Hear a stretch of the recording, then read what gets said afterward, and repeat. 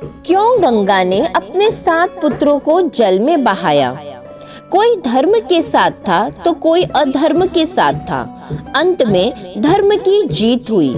पृथ्वी पुनः अधर्म मुक्त हो गई। महाभारत हमारे जीवन पर बहुत ही गहरा प्रभाव छोड़ती है। महाभारत की कहानियाँ बहुत ही प्रेरणादायक हैं। पूरे विश्व में महाभारत जैसा अद्भुत ग्रंथ कोई नहीं है। महाभारत ग्रंथ से जुड़ी हजारों रहस्यमयी कहानियों में से एक आपको बताने जा रहे हैं। हिंदू धर्म में गंगा नदी बहुत ही पूजनीय मानी जाती है। गंगा नदी को माता के नाम से संबोधित किया जाता है। गंगा नदी को मोक्षदायिनी भी कहा जाता है। माता गंगा से जुड़े अनेक पौराणिक कहानियां हैं। सदियों से माता गंगा अपने अविरल धारा से लोगों को और पृथ्वी को तृप्त कर रही हैं। महाभारत के सबसे सम्मानित पात्र महात्मा भीष्म माता गंगा और महाराज शांतनु के ही पुत्र थे। महाराज शांतनु और गंगा के 8वें पुत्र देवव्रत हुए थे। यही देवव्रत आगे चलकर भीष्म नाम से प्रचलित हुए थे। कहा जाता है कि भीष्म जैसा बलशाली उस काल में पूरे आर्यवर्त में कोई नहीं था। भीष्म बिना युद्ध लड़े ही सिर्फ अपने नाम से ही बड़े बड़े राजाओं को अपने सामने झुका देते थे। उनकी भीष्म प्रतिज्ञा ने उन्हें एक आदर्श पुत्र के रूप में स्थापित किया था।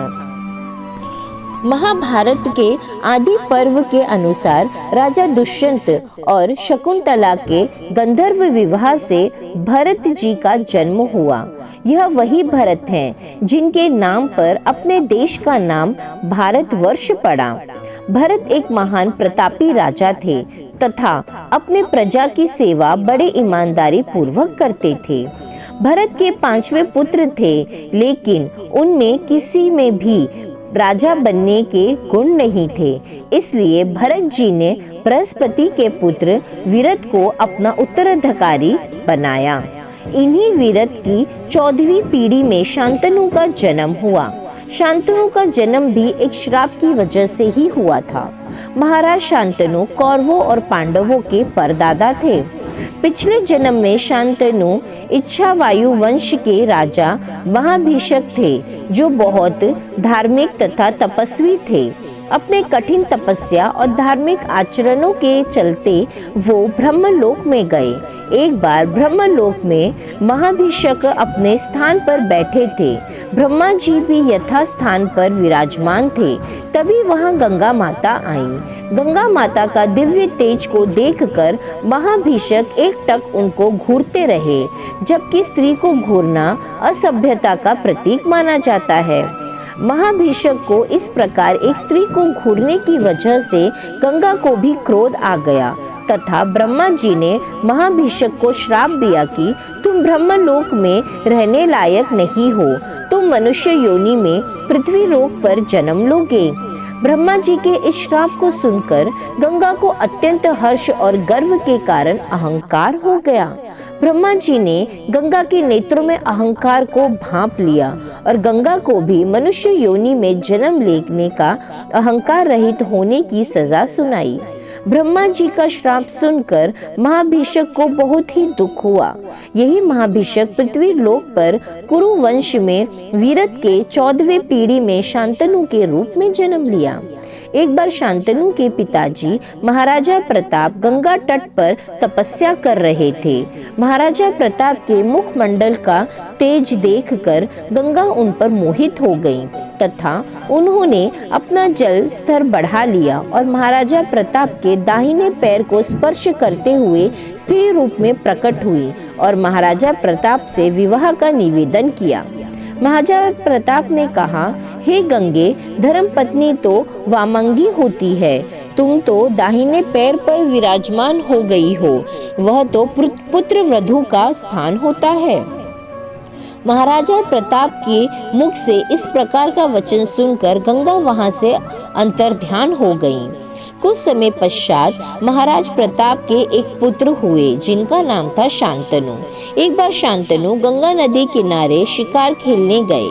शिकार का पीछा करते करते उनको बहुत जोर से प्यास लगी। वो जैसे ही गंगा तट पर अपनी प्यास बुझाने गए कि वहाँ एक अति सुंदर स्त्री को खड़ा पाया। वह स्त्री देवलोक की जान पड़ती थी। वह स्त्री कोई और नहीं गंगा ही थी। महाराज शांतनु सुंदर स्त्री देखकर मोहित हो गए थे। महाराज शांतनु ने उनसे विवाह करने का अनुरोध किया। गंगा ने भी हामी भर दी, लेकिन उन्होंने शांतनु के सामने एक शर्त रखी कि जब तक आप वह शर्त मानेंगे तभी तक मैं आपके पास रहूंगी। जिस दिन शर्त टूट जाएगी उस दिन मैं हमेशा के लिए आपको छोड़कर चली जाऊंगी। गंगा ने उस शर्त रखी कि महाराज शांतनु कभी भी प्रश्न नहीं करेंगे, चाहे गंगा कुछ भी क्यों न करे। महाराज शांतनु ने खुशी खुशी गंगा के इस शर्त को मान लिया तथा जीवन भर कोई प्रश्न नहीं पूछने का वचन दिया। उसके बाद महाराज शांतनु और गंगा का विवाह हो गया। दोनों खुशी खुशी सुखपूर्वक जीवन साथ साथ बिताने लगे। महाराज शांतनु कभी कोई प्रश्न गंगा माता से नहीं करते और माता गंगा भी सदैव महाराज शांतनु के साथ रहने लगी। समय बीतता गया। समय के साथ महाराज शांतनु और माता गंगा को प्रथम पुत्र रतन की प्राप्ति हुई। महाराज शांतनु बहुत खुश हुए। उनका उत्तराधिकारी ने जन्म ले लिया था, लेकिन महाराज शांतनु का यह खुशी ज्यादा समय तक नहीं चली। उन्होंने देखा कि गंगा ने पहले पुत्र को नदी में प्रभावित कर दिया। चूंकि महाराज शांतनु गंगा से कभी भी प्रश्न नहीं कर सकते थे, इसलिए उन्होंने गंगा से विलग होने के मोह में कुछ नहीं कहा और अपना सारा दुख सह गए। ऐसे ही 7 साल बीत गए। इन 7 सालों में गंगा और शांतनु से 7 संतान उत्पन्न हुई। 7 पुत्रों को गंगा ने अपने ही हाथों नदी में बहा दिया। शांतनु महाराज अपने पुत्रों को उसकी माता द्वारा इस प्रकार से नदी में बहा देने से अत्यंत कष्टकारक होने लगे थे, लेकिन उन्होंने गंगा से कुछ भी प्रश्न नहीं किया। 8वें साल महाराज शांतनु और गंगा को 8वां पुत्र का जन्म हुआ। गंगा पहले की तरह इस बार भी 8वें पुत्र को अपनी गोद में उठा लिया और नदी में प्रवाहित करने के लिए चल पड़ी। लेकिन इस बार महाराज ने अपने वचन को तोड़कर गंगा का हाथ पकड़ लिया और उनसे प्रश्न किया कि आखिर उसने क्यों उनके सभी पुत्रों को नदी में प्रभावित कर रही है। महाराज को अपना वचन तोड़ के प्रश्न करते हुए देखकर गंगा ने 8वें पुत्र को नदी में प्रभावित नहीं किया तथा शांतनु से बोली, महाराज आपने अपना वचन तोड़ा, मुझे भी अपने वचन अनुसार आपको छोड़कर जाना होगा, लेकिन यह आपका 8वां पुत्र देवव्रत को भी अपने साथ ले जा रही हूँ। इसका पालन पोषण कर एक माँ की तरह करूँगी और जब यह वीर योद्धा ज्ञानी हो जाएगा तो आपके पास आपके पुत्र को पहुंचा दूंगी। इतना कहकर गंगा जाने लगी। तब महाराज ने कहा, इतना तो बता दो कि तुमने आखिर क्यों मेरे 7 पुत्रों को जल समाधि दे दी। गंगा ने जाते जाते विष्णुवतार पृथु के 8 पुत्रों को ऋषि वशिष्ठ के श्राप की कहानी सुनाई और बताया कि उन्हीं वसुओं की मुक्ति के लिए मैंने उन 7 पुत्रों को जल समाधि देना पड़ा। 8वां पुत्र गौ नाम का वसु है, जिसको श्राप मिला है कि वह लंबे समय तक मनुष्य योनि में पृथ्वी पर मनुष्य योनि के दुखों को भोगते हुए व्यतीत करेगा। यह वही 8वां वसु का महर्षि वशिष्ठ के श्राप के कारण देवव्रत के रूप में पुनर्जन्म हुआ है। 18 वर्ष पश्चात एक बार शांतनु महाराज गंगा नदी किनारे टहल रहे थे और गंगा के पानी को देखकर गंगा और अपने पुत्र देवव्रत को हृदय से याद कर रहे थे। गंगा अपने पुत्र देवव्रत के साथ महाराज शांतनु के सामने प्रकट हुई और बोली, महाराज आपका पुत्र अब एक वीर योद्धा हो चुका है। राज चलाने में यह सभी प्रकार से निपुण है।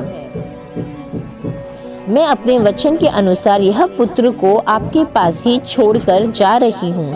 और इतना कहकर गंगा हमेशा के लिए अंतर्ध्यान हो गई। 8 वासुओं के श्राप की कहानी कुछ इस प्रकार है। महाभारत के आदि पर्व के अनुसार प्राचीन समय में मेरु पर्वत पर ऋषि वशिष्ठ का आश्रम था। ऋषि वशिष्ठ के पास कामधेनु समान एक गाय थी जिसका नाम नंदिनी था, जो सभी प्रकार के इच्छित फल प्रदान करने वाली थी। एक बार गौ आदि वसु अपनी पत्नियों के साथ मेरु पर्वत पर घूम रहे थे। गौ नाम का वसु उस नंदिनी गाय को देखकर मोहित हो गया तथा अन्य वसुओं के साथ मिलकर जब ऋषि वशिष्ठ ध्यान मग्न थे तो उसने नंदिनी गाय को अपने पत्नी के लिए हर ले गया। गौ इस गाय को अपनी पत्नी को उपहार स्वरूप देना चाहता था। जब महर्षि वशिष्ठ को इस बात का पता चला तो वो क्रोधित होकर सभी वसुओं को श्राप दिया कि तुम सब मनुष्य योनि में पृथ्वी पर जन्म लोगे और मनुष्यों के दुख को भोगोगे। इस श्राप के बाद सभी वसु महर्षि वशिष्ठ से क्षमा याचना मांगने लगे। महर्षि लोग तो होते ही दयालु हैं। महर्षि वशिष्ठ ने इनके श्राप को माफ करते हुए कहा कि तुम सातों वसुओं को तो तुरंत ही मनुष्य योनि से मुक्ति मिल जाएगी, लेकिन यह गौ नामक वसु मनुष्य रूप में लंबे समय तक पृथ्वी पर वास करेगा और मनुष्य योनि के दुख सुख का भोग करेगा। फिर सभी वसु माता गंगा से अनुनय विनय प्रार्थना किया कि इस श्राप से मुक्ति का कोई रास्ता बताएं। फिर माँ गंगा ने उन सभी वसुओं की प्रार्थना से प्रसन्न होकर उनको अपने पुत्र रूप में जन्म देने का और तुरंत ही मुक्ति देने का आशीर्वाद दिया। माता गंगा ने महाराज शांतनु से कभी भी प्रश्न न करने का वचन लेकर एक एक कर 7 वसुओं को नदी में प्रवाहित करके मानवायोनि से मुक्ति दिलाई, जिससे 7 वसु वापस देवलोक को लौट गए। लेकिन 8वें वसु अपने श्राप के कारण लंबे समय तक पृथ्वी पर भीष्म के रूप में वास किया और इच्छामित्रु द्वारा देवलोक को प्राप्त हुए। राधे राधे।